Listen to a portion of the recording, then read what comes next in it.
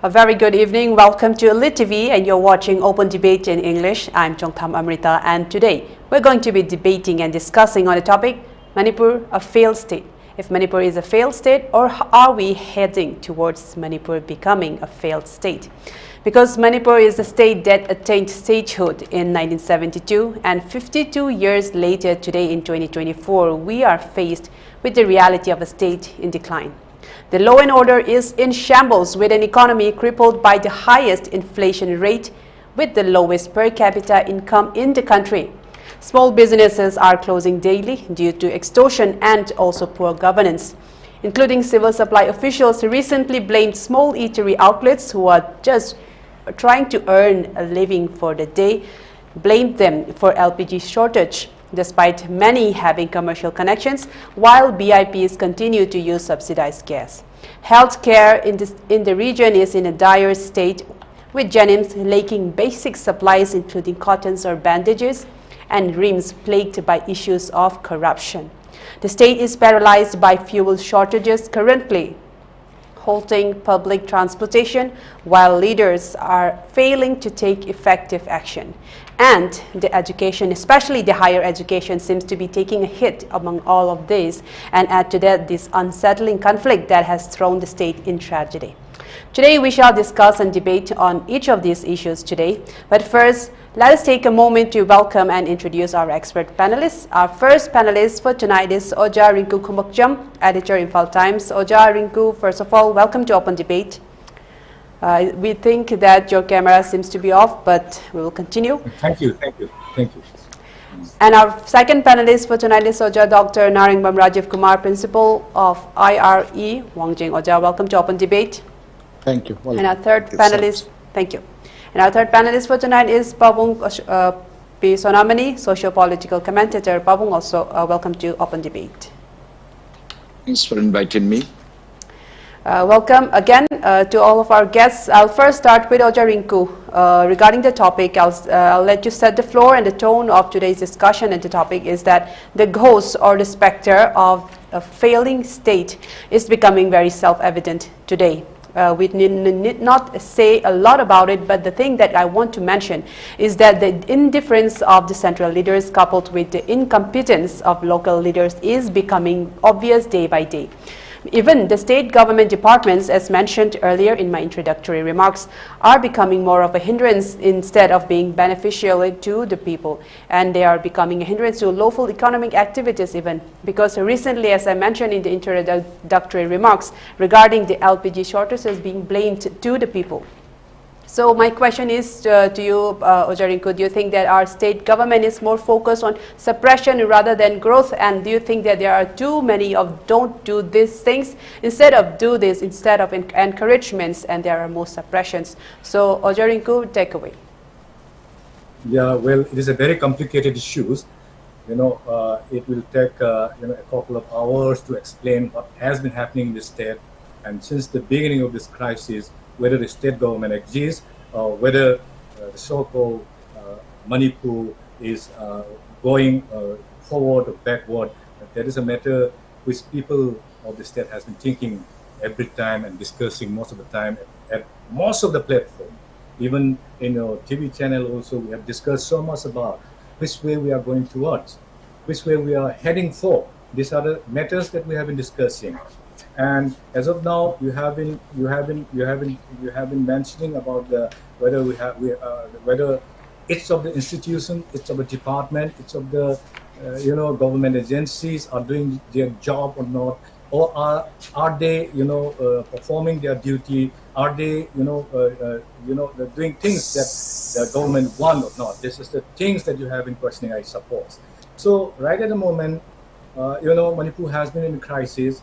And then the idea of Manipur itself has been divided. The ruling or the government's machineries cannot reach out all the part of Manipur, except in the valley region, some are active. And when we discuss about some other places, which is Manipur, it's a very interior part of Manipur. For example, the Churchampur side, or the Teknopur side, or the Kampupi side. It seems that the governance failed to reach out there. For example, recently, when the chairperson of the Manipur Human Rights Commission went to the Chongtham district and discuss with the district authority about resettlement, about taking up measures for resettlement of those who are settling in the relief camp, those who have been driven out from there by by the people under the instigation of the armed Kuki militants group. When they discuss about it, the head of the district, that is a deputy commissioner of Chongtham district, who had reportedly stated that he had to consult the matter with the hill area, with the village chiefs or someone like that. So what does that mean? Is the administration reaching out till there in Chongtham district, or is Chongtham a separate region which do not follow the directives of the government of Manipur or the government of India? These are the matter that we haven't thinking in mind. At the same time, you also discuss about the non-functioning of certain departments. Well, very true. How can we say that a department, for example, take up the case of vigilance department. So we haven't heard about cases being taken up by the vigilance department for almost 15 months. Before that, we heard some cases being taken up by the business department. So now we haven't heard anything yet. People are, we have been surrounded by news and reports of being, manipulation, corruptions, delay in the declaration of examination, and then intentional failure to render to depart their duties on time. These are the things that are happening. The government of Manipur, in one sense, it's unable to take up steps, unable to do their duty as it was before 2023 month of May. Right. So before that, they used to go beyond the valley region and they used to do many things. But now, at present, the government seems to be, in complete disaster because they cannot reach out their governance there, which are far beyond from us. It has been separated artificially by, by the government itself. Let us say the government, because it is the government who is responsible for all these things. So we have to blame the government for all this kind of thing. So literally, when we talk about government office functioning, or is the government, governance reaching out there, definitely, right at the moment, Manipur totally, the government exists for namesake, and the people, simply follow their routine life, and in a miserable condition where they were confined in a Jew-like situation where you cannot go out from there, and where you have to depend, your livelihood on, I'm talking about the IDPs, and IDPs certainly staying in most of the relief camp, they have to depend their livelihood to the government, and they have no place to work. They are struggling for their education, for the children's education, and many things happening here, which is very unfortunate and tragic for all the people of Manipur at present. So shortly, let me wind up for the first round, saying that we have a failed government. The government is unable to relay its duty, and then it is surviving for namesake only, existing for namesake only, for reason. And the central government is unable to reach out here or direct the state government to do something for to prove that Manipur still survive. Yet literally Manipur is at a stagnant state where development cannot be taken up. For example, see the condition of the waste management plant. When the world is discussing about bacteria, monkeypox, or anything like that, the scientific method, development method, we are at a stage at which we have to work in lots of potholes in all streets of Imphal, and at the same time, along with the we have faced 4 or 5 times flood within this very short period, that is 15 months. It was very unfortunate also, and the remains of the and aftermath of the flood, everybody knows that we might face different health related issues. The society might face health related issues. And what have we seen? We have heard about reports about many people suffering from dengue right at the moment, and then some news about the international community taking off precautionary measures for fight the monkeypox. What did the state government, what did Manipur do for such, what did Manipur prepare for such to defend ourselves from such invasion? So rather the movement development work is at a statement, let me say frankly, and the government still survive for namesake for reason best known to them and to the central government. Yes. Very strong opening remarks, Rinku. Thank you for your points. I'll come back to you again in the next round. Now, moving on with this debate, the issues that you raised regarding corruption and that you being approving of the topic that we are discussing, that Manipur government being a very failed government at least. So, on that note, I'll bring that to Pabung Sonamani first, and then I'll move on to Rajiv Kumar. So, Pabung Sonamani, you have heard our first panelist from tonight, Rinku, speak regarding the condition of the governments not reaching beyond the outskirts of the Imphal Valley and just confining within the capital, and also regarding the corruption eating up at the core of the governance itself, and also including all the government machineries and agencies failing to do their jobs. So on that note, Pabung, please supplement to what Rinku has just said. Yes, Amrita, good evening to you. Thanks for inviting me, and to my colleagues also good evening to you, all of you. And the worldwide who are listening it, I bow my head to you. I fully endorse, I fully supplement my former friend, Mr. Rinku, what he highlighted. We do not know exactly where we are, under whose administrations we live, under whose umbrella we live. We do not know. We are confused.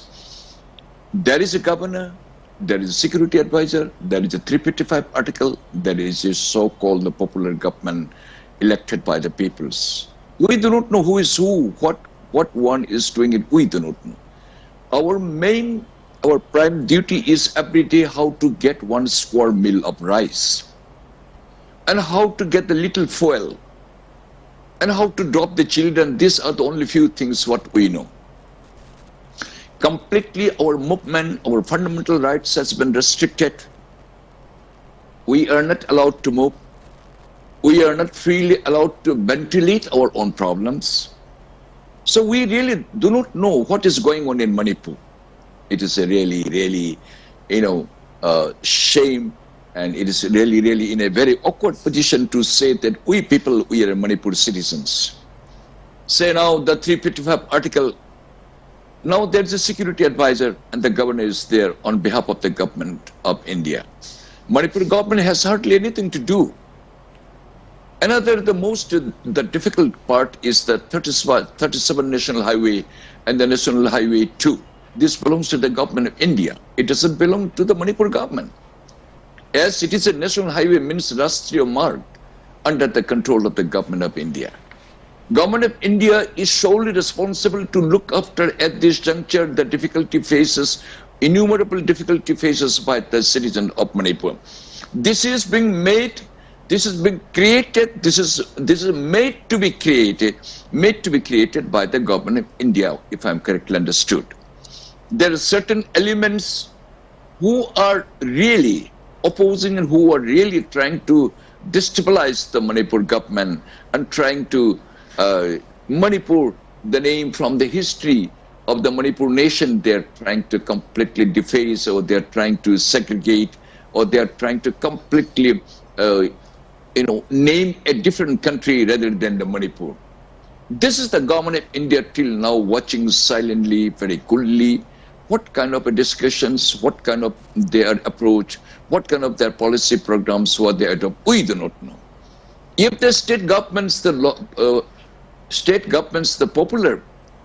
government, if she is not taken into any considerations for any kind of discussions, then what for the government of Manipur exists?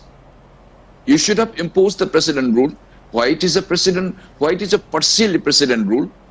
You take it the full guarantee, and you guarantee us to live in our own state freely, frankly, friendly. We want to live. What is the role of the government of India? This is the questions I am raising again and again. Manipur government has been reduced to a handicap. Manipur government has hardly anything can urge, had hardly anything can say, there is a 355 article, and as there is a government of India, doesn't seem to pay any kind of attention. We are thoroughly confused. Anybody, what someone wants, everyone is doing it. We do not know which way Manipur is now heading now, and what will be the future of the Manipur. We do not know it. This is really a very unfortunate situation now. We talk about the democracy. We give the too much freedom to the public and the leaders and the elected peoples, like the Prime Ministers of India, headed by Mr. Modi. The government of India functions very properly. So when we come to our state, especially at this juncture, crucial juncture in Manipur, what kind of authority, what kind of the rights have been empowered to our state? When the head of the government, when he wants to meet the Prime Minister, head of the country, do not give any permissions. Apparently do not try to pay any attentions to him. Who is to, or the security advisors, or the governor words he will hear, or the chief minister's word he will, in the law. As far as the elected government, as per the norms, chief minister is supposed to be the all in all. But what is happening exactly, our children, our family, we ourselves as a matured man, we claim ourselves, we are thoroughly in confusion. We do not know what is going to happen tomorrow, what is going to happen after a few minutes. Nobody knows exactly. This is called the Manipur situation today. And this is about 16 months have already crossed. Till now, no solutions. For example, suspension of operation. Suspension of operation, Manipur government has worked out. India government, slowly, gradually, they are negotiating it, or they are agreeing it, or they are not abrogating it. We do not know. Suspension of operations, when we talk about it, without the Manipur government, another partner, another the key partner, another the pivotal role who is playing the Manipur government, cannot be ruled out and cannot be taken into any decisions without discussions, without agreeing by the majority people of the Manipur and the Manipur governments. Without approval, India government cannot, she cannot, India government, you cannot. Why you are discreetly? Why you are undercover? Why you are having a discussions? Why not you invite Manipur government has worked out? You said India government, no, dhere will look into it. What kind of your policy program, we do not know. Why you are hiding? Why you are distancing from Manipur? Or are you trying to test, or are you trying to segregate the Manipur from India? We'll be very happy. If you take into confidence that Indian Union Manipur government also exists, why you do not take into task, or why do not you allow them to ventilate and to listen? Manipur government's the chief minister, who is the popular government of your own party. You have failed. 37 National Highway 2 belongs to you. Who controls? It is beyond the ambit, beyond the power of the Manipur government. As it is the national highway, are you not the responsible government of Manipur? Our children cannot go. We cannot go. Our money is being siphoning up from the state, from the poor state, for in the field of study. Our children's going out, our patients going out, our daily passengers. We cannot afford to go by road. In my own home, in my own erstwhile country, independent country, we have reduced to a small state where our fundamental rights, and we are not allowed to have a say to say. What kind of administrations India government you are administering in Manipur, we do not know. Is it because that we are too simple? Is it because that we are too soft and sober? Is it because that whatever you feel like that you will do it? Is it because that you would like to balkanize the Manipur state? No, India government, we have no trust, we have no respect on you because of your, what I call it, your unbecoming behavior. You don't take the state government hat, who is supposed to administer and who is the all in all. You have totally sidelined it. So this is the confusion going on. Manipur is totally, we are a chaotic situation. We do not know who will come and fire, who will come and shot someone, who will kidnap someone. Our essential commodities is blocked by the government of India. Since the National Highway 2 belongs to the government of India, not by the state, not by the terrorist Chin Cookie Joe, it is being made to be blocked by the government of India. So government of India, we ask you, what is your intention? Do you consider that we belong to the India, the Indian Union? Don't you consider that we are an Indian? How much we are suffering Manipur state or Manipur people, 35 communities people. Don't you realize Manipur, the India government till now? We do not know what is going on. As I said, now the escalations of the prices is shooting up. Extortion, more than 100 parties are from the National Highway 2, National Highway 37s, looting, then again extorting money in a rampant way. Every item is being shooting up every day, every morning, every evening. How do you live? And how do you consider the Indian government about the Manipur citizen? We are not happy on you, India government. You are a bias. You are not paying any attention. You are not considering us that we are one of the Indian Union citizen. I think you will be cutting a sorry figure. You are directly yes, thank you so or much indirectly. for your point, Pabong. I'll come back to you again in the next round. I think you have raised a very, the issues that you have raised is regarding your disapproval of the Indian government, and also our first panelist also raised the disapproval of the state government. So putting both of them together, I'd like to put that to Oja Rajiv Kumar, that putting that into a little further in the context of the healthcare and education sector, that our panelists have raised the issue of corruption at the core, and also extortion being targeted by extortion from the external side. So on that note, Oja Rajiv Kumar, the healthcare, especially like to take the name of RIMS and JENIMS being targeted for being in the news for all the wrong reasons. That is because these healthcare centers are supposed to be premier institutes, and they are being in the news for corruption issues that has been going on day after day. There one news comes up and another comes up and never ends. And just today also RIMS is again in the news regarding irregularities in the promotion of nurses staff. So on that note, I would like to ask you that the RIMS especially is a central government-run institution, just like the Manipur University, but the manpower are by the local people only. So my question is, do you think that we as just Manipuris are incapable of just running such an institutions without any corruption? Because if corruption eats at the core of such institutions, then only the students will suffer the brunt of it in the end. And since we are a state that requires a lot of surgeons, a lot of specialists, and what will happen when such corruptions this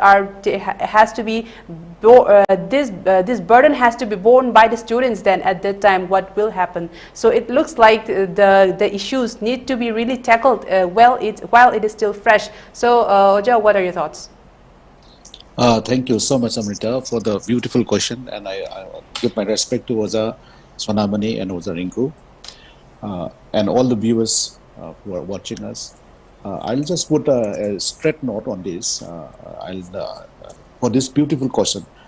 Actually, I would like to start with the question of development. As I know, development is nothing but when the development lies in the totality. When the total growth and prosperity is there, it is called the development. But in the context of Manipur, as we see, and we have already heard about some of the important comments and views by Oja Sonamani and Oja Rinku has already pointed out what is the actual functioning of the state. Actually, we are in the threshold of power greed. We are in the threshold of power greed without much contribution to the national growth and state growth. And when the power responsibility means when more powers are given to an authority, means more commitments and more challenges to go ahead with. So in the case of Manipur, as we see in the RIMS or whatever the central hospitals or even the university, what we see is everything is from head to toe. We need to check out what is the actual phenomenon happening. As we know that we always heard one proverb, that is "Muh mein ram ram, bagal mein churi." Everything is very good in mouth, but what is actually happening in the backside is undefined. But everyone knows what is really happening. And as I also pointed out that we have we are in the mid of these two definitions, whether we are in the doom or whether we are in the boom. So we are confused with boom and doom. Manipur is marching towards doom instead of booming. One is hell, one is heaven. We know that naturally Manipur is a given paradise. Only thing is the functioning, what we are having with the potentials is not hunt out. So the manpowers who are actually responsible for all this ignition of the development is naturally the government. So the government cannot run. So every blame game will come to the government. If the government is sincere enough, they will have to bear all the consequences. If it's good product, it's a good result, the government will be praised. Otherwise, the government will be put into a lot of unwanted comments and compliments, which they don't want also. So they have to face every now and tantrums of the phenomenon, what is happening will come up. And as we see, the backside story is more of the prominent than the front side.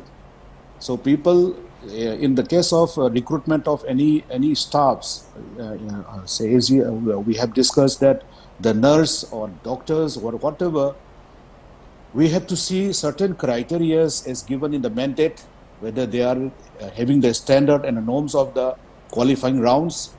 And what we see in the Manipur is those who are in the power, they have a favoritism, they have whatever, they will go by the list they have. And whatever protocols or the formalities will be observed only in the newspaper or anything. But in the other side of the story is more dirty. That's what we are facing. And in the case of these irregularities in the functioning of the RIMS or whatever, Manipur University or whatever, is actually, we are in a confusion state, I must say, because people are more power grid rather than the responsibility. And say the bureaucrats or whatever responsible persons are only showing their signatures as a part of their guts without much performance. And the performance are somewhere lacking. That's what I can see. And this is nothing that we have. The Manipur situation is now, why? Because see, Manipur is in the, as I mentioned just now, it's in the doom. Because they are more on the corrupted ideas, because see, they are not focused on the development. They only see what I can earn during my tenure. That's very symbolic. And whatever, there are so many protocols we have to see. Not only the higher authority, but the lower hierarchy. See, if you want to proceed with a file procedure, so you have to move from one desk to another desk. So every file has a cost. Moving from one desk to another desk has a cost. So these type of formalities will be lead to nothing but doom, as I said just now. So doom is more prominent now because Manipur is not in the position to uphold all those prestigious pride which we have in the earliest ancestral times. So this is nothing but, say, we have discussed that since 1972, after turning 52 years of our association with Indian the Indian country. Indian Indian I don't know, Indian states, part of the Indian state. So we have been somewhere or somehow, because we are on a slow poison, I hope. If we are in the slow poison, Manipur is now in the condition that we cannot move. We are compelled to follow the protocols of this corruption. Without corruption, we are not moving. And we are, whatever we are doing is on some or the other ways, it's about only the finance. They don't say about the prospects and the prosperity of the future. That's what I can say. And we need to raise up a lot of voices. But I don't know what Sonamani has also rightly pointed out the irregularities, the partiality. Rinku has also pointed out how the construction of the roads, potholes. These are all issues. See, if you see round and round in a day, in the context of Manipur, you will find thousands of problems. These thousands of problems is nothing but the system is not somewhere correct. So we need to oversee this, and this is what I can say for the first round. And I think we have to reduce this power grid. Instead of power grid, we must convert our ideas to more of the focus on the development. That's what I suggest. Very good point, Saja. I think what you said, I just like to paraphrase what you just said, is basically it means that for a state to head towards doom, for a state to head towards failure, corruption seems to be the catalyst, the fuel and the ignition, and also the driver for that. And it looks like it is very much evident in the state now, 52 years after joining the Indian Union. So moving on with that, I'd like to pose this question to Rinku. Regarding this, you also mentioned the Vigilance Department being dormant for so long, for the past 15 months even. On that note, Rinku, since we have been discussing about corruption by eating away at all the departments, at all the institutions, why do you think that the Vigilance Department has been so dormant for so long? Because it is the duty and the function of the Vigilance Department to investigate, to monitor, and also to inspect.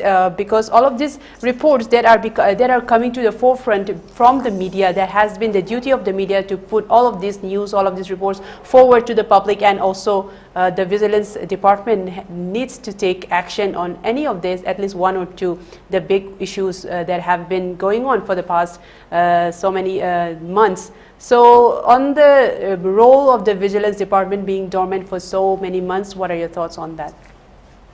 When you question me about the role of the Vigilance Department, you also definitely supplement with another question about the role of media. Why the media are not putting up these issues of corruptions in their front, in their news report or not. I guess that is the indication you want to show. So to be precise, let me tell you that how the Vigilance Department, how the people, how the man in the top of the department, how employees sitting in the top most seat in each department are behaving. We all know right at the moment there seems to be, they are claiming to be themselves in trouble because of the situation here. And whenever there is a question raised about anything about the delay in the developmental work, when you talk about corruption, it is not only that taking money and giving money. It's not the thing that, it's not only the thing. Taking money and giving money is also one kind of corruption, but the other thing is that delaying of work, giving purposes which are not suitable, which are not justifiable, is also a kind of corruption that happened in the state of Manipur for quite a long time. You know, delaying in the announcement of recruitment in the government job is also, somewhat affiliated with the term corruption. Corruption comes everywhere from everywhere, from anywhere. So let me also add here one thing. It is also very much related to the to the condition of the human rights out here. When your human rights is not totally protected, when you are not ensured with those provided, guaranteed by the Constitution of India about the right to live, right to express freedom, right to information, right to protect your human rights. These are also all issues that we are presently facing. At this moment, let me remind you one very simple example of how the condition of condition of human rights of the people of Manipur right at the moment. Recently, when the outgoing the chairperson of the Manipur Human Rights Commission, along with his team, tried to visit so-called this Tamenglong recently, you know, to review, to look after the condition of the human rights there in Tamenglong district. He was forced to return back because you know, he cannot go beyond somewhere because of a road condition there. So what does that mean? That definitely means that even the right of the person who has been appointed to look after the condition of the human rights of the people of the state has also been violated here in the state of Manipur. When the person who is supposed to look after the condition of the human rights of the state has been violated by the state itself, then how do you presume the condition of our human life? Like our, when I say our, it is a common man like me and who are staying in the IDP camps and so on. You know, those employee in the Human Rights Commission, some of them cannot go to IDP's camp, relief camp, because of their being a Meitei or a Kuki. So these are the things happening here. So the situation here is not very healthy out here, and all this happened because of the failure of the state government in maintaining the law and order condition, in rendering their service for the people. These are the things. And at the same time, I would also like to add some more things which is not very much relevant to what you have asked me, but it is relevant to the to the status of the state government. Let me say the state government at the moment is like, it is. I also earlier told you that it's like a namesake government who cannot do anything. And when I say who cannot do anything, I also mean that they are some simply they cannot put up their voice against anything that's happening here. They cannot put up their voice against the repeated extortion trade by various armed militants group springing up here in the state of Manipur. Every day, there is a news report recently coming up in Sanalebak newspaper. That's true. Almost around I think I cannot remember the number, but as many as 50 number of business establishment or traders have closed down their shutters in Thangal Bazaar and Pongna Bazaar. This is the report appeared in Sanalebak, and definitely I presume that that's true. That's a very true report, and that happened now. And many entrepreneurs have to shift their business from here to there because of the way that the government cannot control the law and order, cannot protect the rights of the life of the people of the state. It is because of all this. How this state government cannot voice against the so-called center's decision is that even against any national newspaper, they cannot voice any wrongdoer national newspaper. For example, recently there appeared a newspaper regarding a review of a Zoom meeting at which a newspaper, the Hindu, a prominent newspaper, he claimed the Kuki armed militant to be, this newspaper claimed the Kuki armed militant to be insurgents. What is the meaning of insurgents?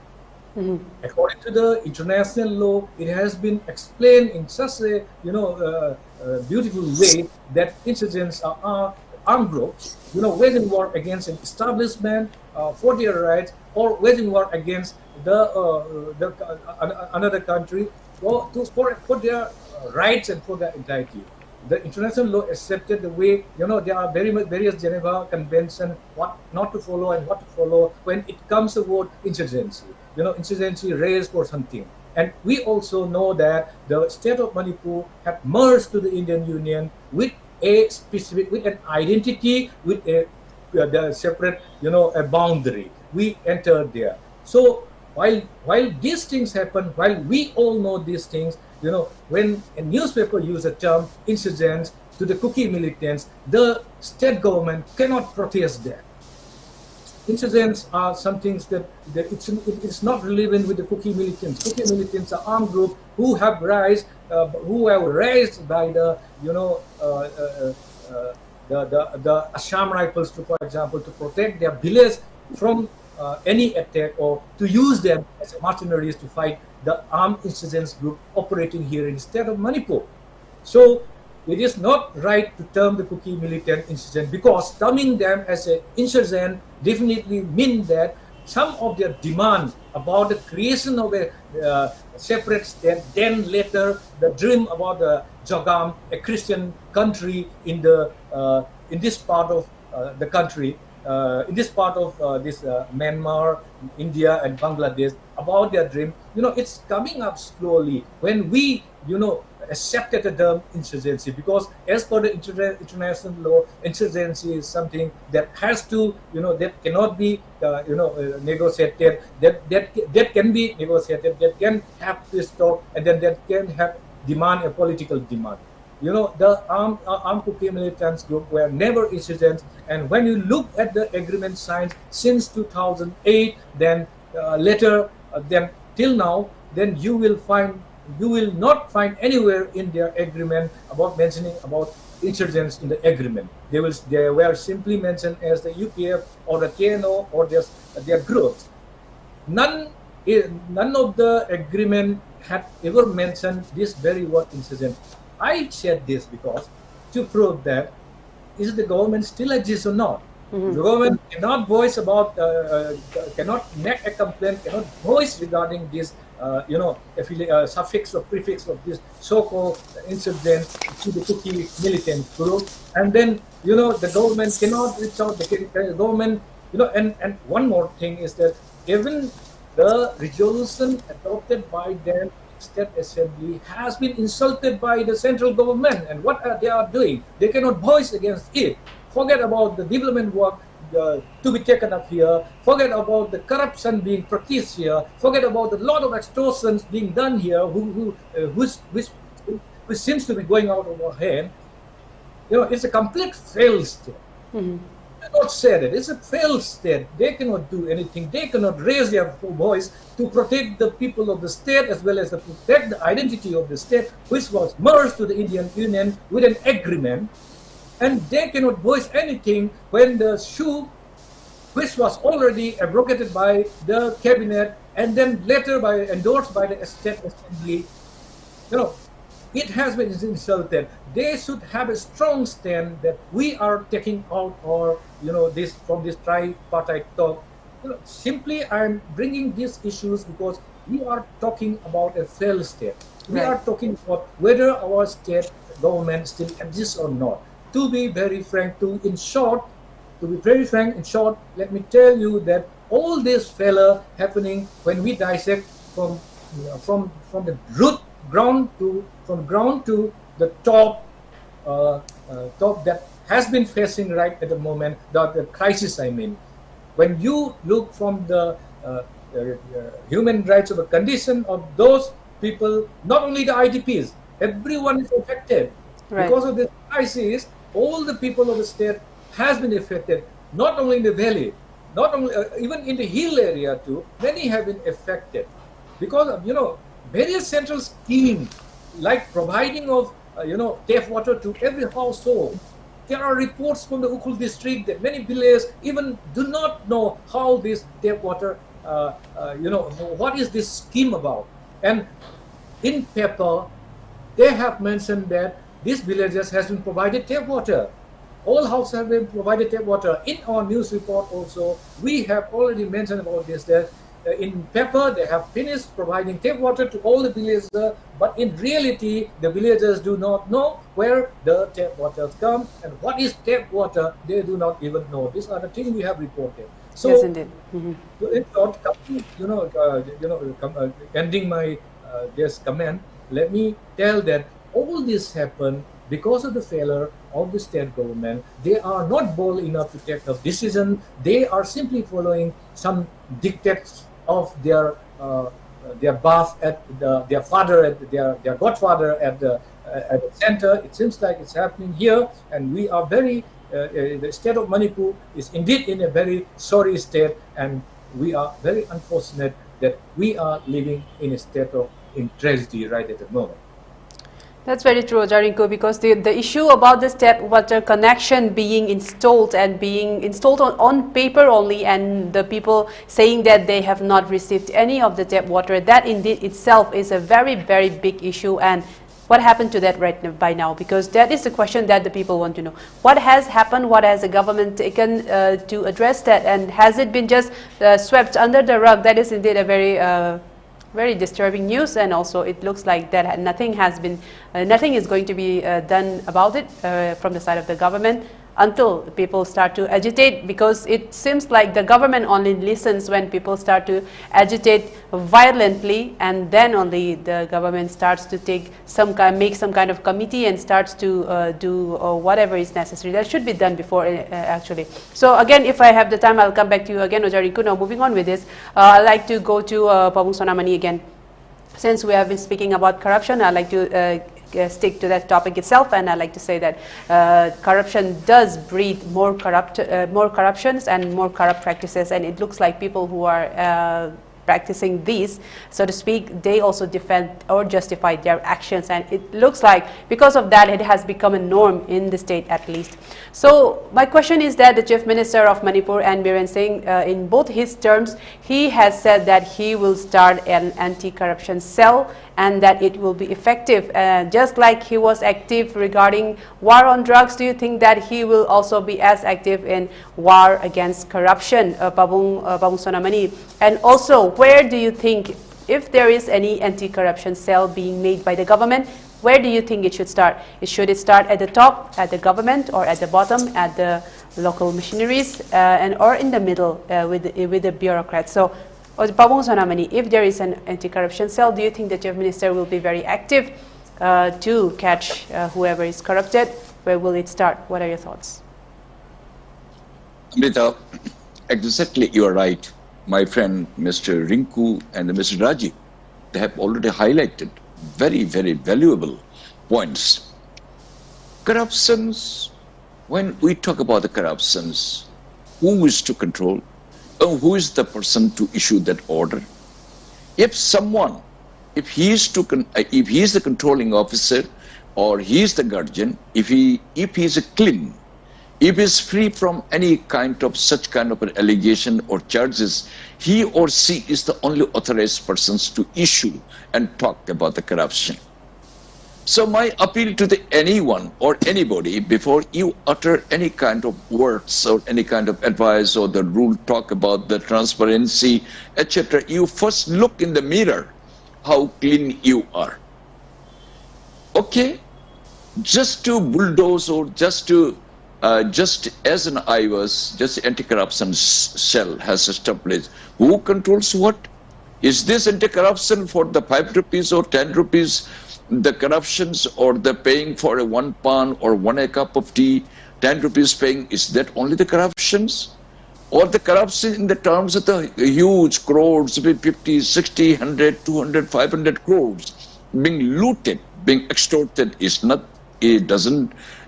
it not come under within the ambit and within the purview of the corruption? It is needless to say. Government, just for the sake of say, a government has done it, it is never going to give any fruit. We are very, very highly corrupted. Right from the top, not from the bottom. On the top, if my parents, if he maintains the transparency, if he has the strict principle, his children will follow at least the 90%, may not be 100%. If our guardian, if he behaves in a differently or indifferently, definitely we all children, we also try to follow in the same footprints. This is needless to say. Shame on the Manipur government. Shame to say myself that I am a Manipur citizen, because we are also in the same boat. We are selling it. So transparency should come from the top.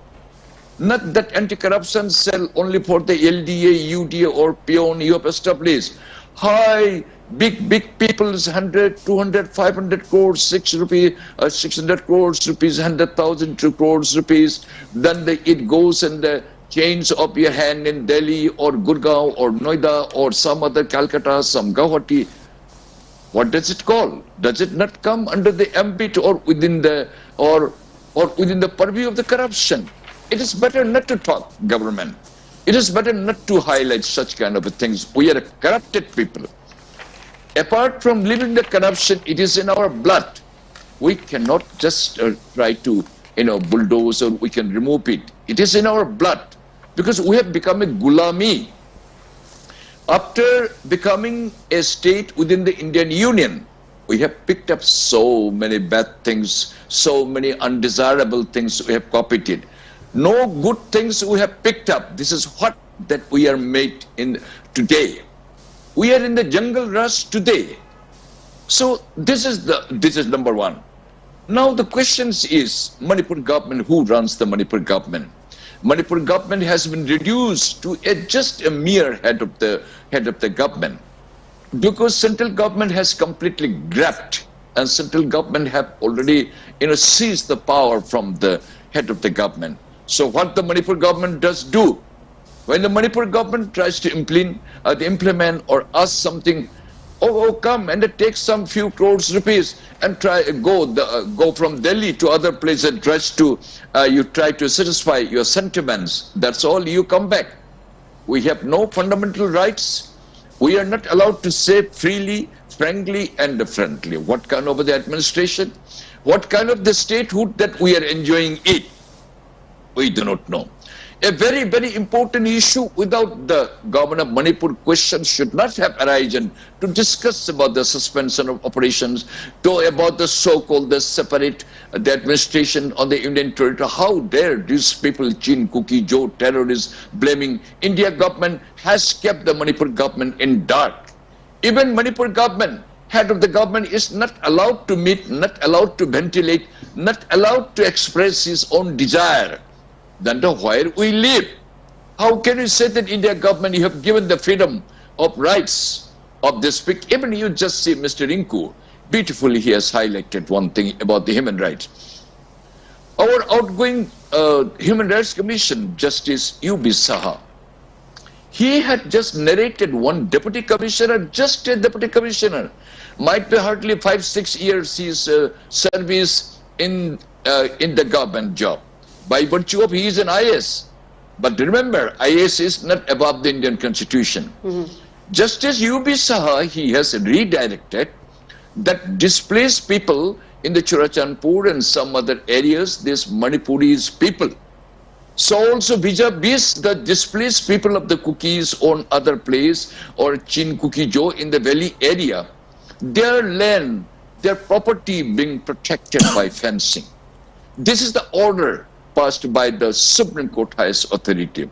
This chap, DC, I said this chap, DC, the Churachandpur, just a deputy commissioner, a mere deputy commissioner, he defied. He said that, okay sir, I will discuss with the authority of the Hill District. This authority, by God, Supreme Court order has been passed on to the Human Rights Commission chairman. Human Rights Commission, one of the highest dignitary in the state, he has just asked, and the order, you fence it, this poor victim of this displaced people in the Churachandpur, this minority group. He says that I will first discuss with the Hill District administration. Absolutely ridiculous, absolutely unwanted, absolutely such kind of words we never expected. Where the law prevails. You all the big stars, bureaucrats, today you reply.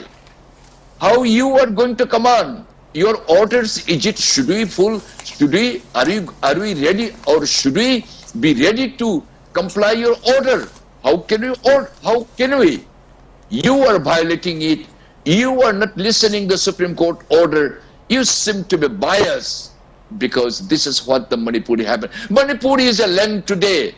Anybody who wants anything can do it. You want to loot someone, you do it. The way Chin Kuki Jo, they're looting every day. You want to kill someone, you kill someone without, you don't need to anything. Go and kill. We are a jungly. We have become a jungle ras. Jungle ras. We say this is Amrita. This is not going to end.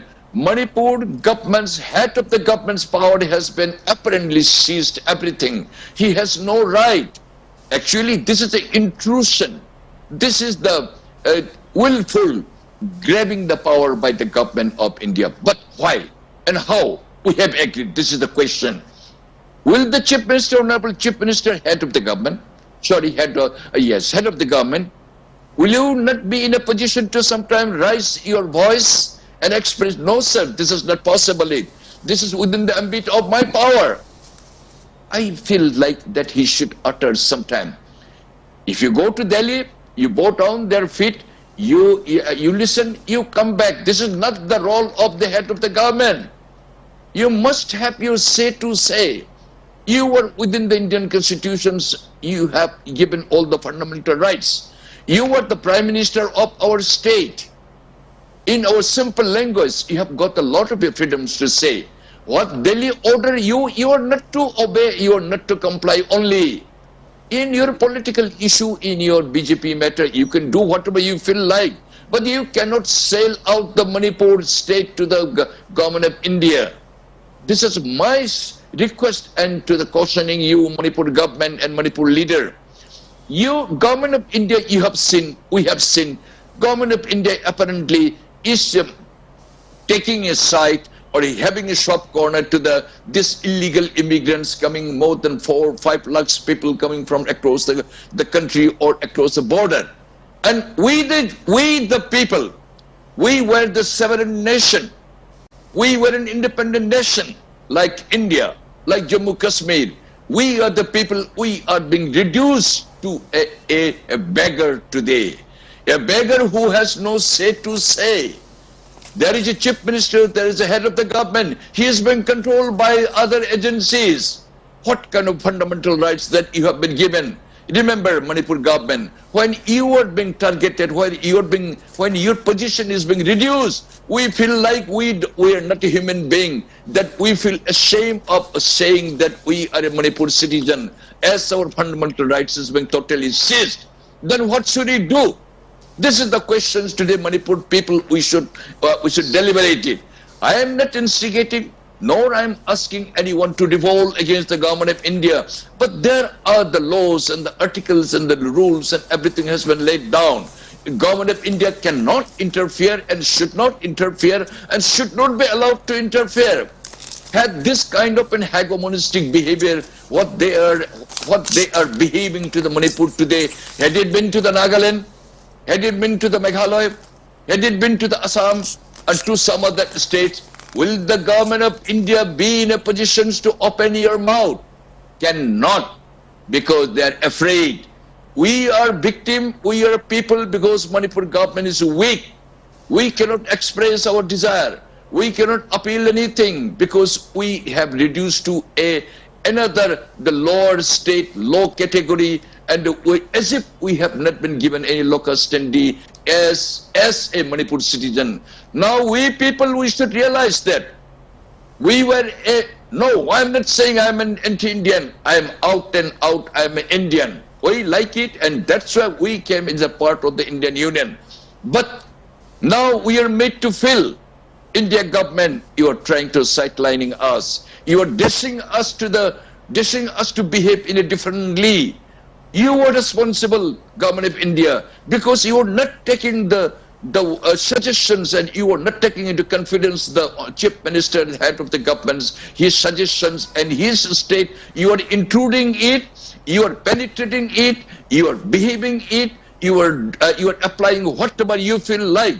This is absolutely grossly, this is a violation of the Indian constitutions. We are not happy, only you, India government. We people are made to feel it differently. You have forced us. This is what the serious thing is coming up. I'm cautioning you. I'm telling you, government of India, behave properly. And you give verdict equally. You treat equally. Don't think that so much, we are a coward. Yes, Pabung, yes, that's very strong words from you regarding your disapproval and dissatisfaction by the treatment of the Indian state. On that note, I'd like to move forward because since we are almost coming to the end of the time, I'd like to give some time to Ojara Rajiv Kumar as well. So, Ojara Rajiv Kumar, I'd like to take up one issue that one key factor that also leads to corrupt practices is a lack of accountability. On that note, I'd like to take one example that earlier, I think you may have also remembered that during a few years ago, I think a few decades ago, just about 10 to 15 years ago, we had just one education minister. We had just one education director, and it looks like just one particular authority or head at that department took a note of all of the things that were happening in that department, and it looks like they could do so and also did it smoothly. Not saying that there were no corruption at those times, but it was minimal at those times. But now we have so many delegation of works. Maybe the intention was to make easier of the organization, but now we have like the HRD, the higher education, the education as there. We have so many of these high-profile names, but even though there are so many high-profile names and such many titles, the education system does not seem to be improving upon, even though it was classified for the improvement of the education sector. So my question is, it looks like this is now being taken advantage of to just deflect accountability and increase the blame game, because it looks like this will not hold someone accountable, and they will say this is the problem of another department or maybe from this particular area, so it's not my fault. So it looks like this will only hamper the education sector. So this is one example of a lack of accountability and also increasing corrupt practices. So on that note, what are your thoughts? And since this is the last part of the debate, you can also give your closing remarks as well. Thank you, Amrita, once again. It's a beautiful question. Actually, some decades back, we had one the education department where one education minister was there who managed everything. Since the franchisee or the compartmental division or the decentralization of the portfolios of the officers is a very good idea, no doubt. But though it is a good idea, but how it is implemented is a big question.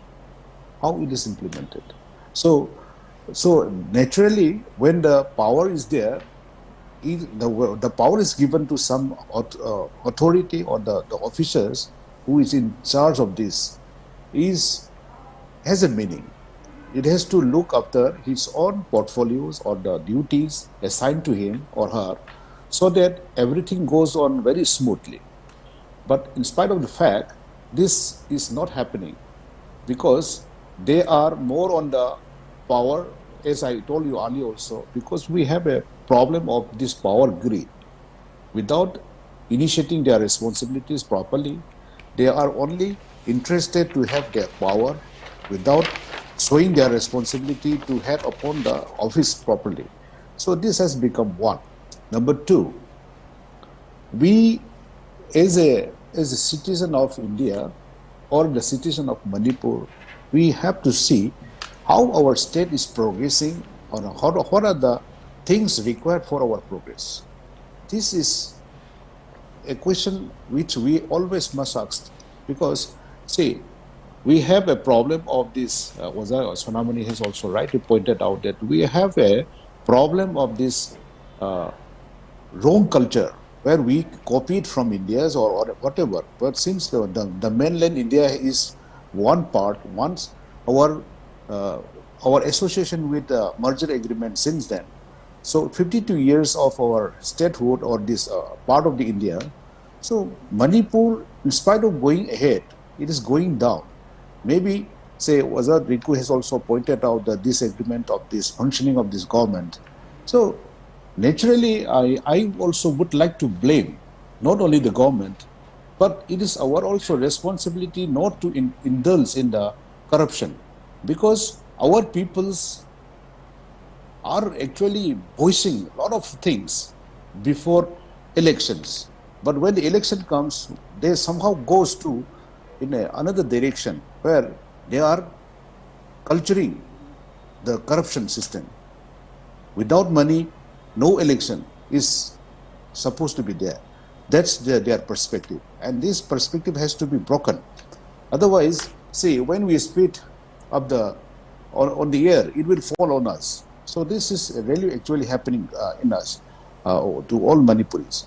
Now Manipur, as we know, because there are so many responsible governments, machineries, which are not doing their functions properly. Maybe because of the higher authority, maybe on the government side, they are restricting certain things. They even say India's characters and their attitude towards Manipur since, well, say 15 almost 15 months with the riot conditions of this Manipur since May 2023. So we have been observing that their participation in controlling the state, or even our state has, maybe they may have another idea, but this is not really happening so. And it is cracking down. It is cracking down, and all the branches of the development or the prosperity where Manipur has to be led is broken up. It is in the complete mesh. So the more it is extended, it will be more horrible, and the consequence will be more on the disastrous. It will not be of question of, like, for example, 5 years pass, means we cannot recover those lost in the 5 years. So we are losing our money, our resources, all aspects of life where Manipur has to grow in the terms of, like, for example, tourism. Tourism is completely in a mess condition. Education, somehow it looks like it's not an education features now. It looks very good in the outer appearance, but it's not. Education is also somewhere, because we are draining out our resources. The complete resources are drained out every year, every month, in terms of crores of rupees. Manipur is actually a hub where we can organize and we can construct, where we can also attract outsiders, even abroad, international also. We can bring them all. But because of all these situations, we are all on the halt. And see, if you extend with this same etiquette and same nature of your functioning of the government, this will be more worsened, and the GDP what we have in the Manipur context will be more in a very disastrous or in a very critical condition. That's what I feel. And as I said earlier also, because we are in the confusion whether we are in the doom or boom. Because when we see some constructions on the metropolitan, like in Imphal areas, even the Imphal areas, I don't find that the roads are in a very good conditions. See, one single rain, two days or 3 days continuous rain is taking the city into miserable conditions, without proper drainage, without any technical management. See, this is one factor. Then the potholes, once the river is exploded and it is over flooded, then after 2-3 days, the potholes is like, say, if you see the Singjamai area, it is horrible. It is horrible. Recently, it was made in a black topping. I don't know the qualities. See, we are not compromising on so many things. So this is what I feel, because our people are more interested in their pocket rather than on the national purpose or this developmental purpose of the future. This is one. Then another one is, Oza also has rightly pointed out that when we talk about chore, the theme, we always concern about the this pocket mar or these small thieves. But what about the big shots? This has to be also said, because in terms of crores who are illegally or say legally, they are doing so many things.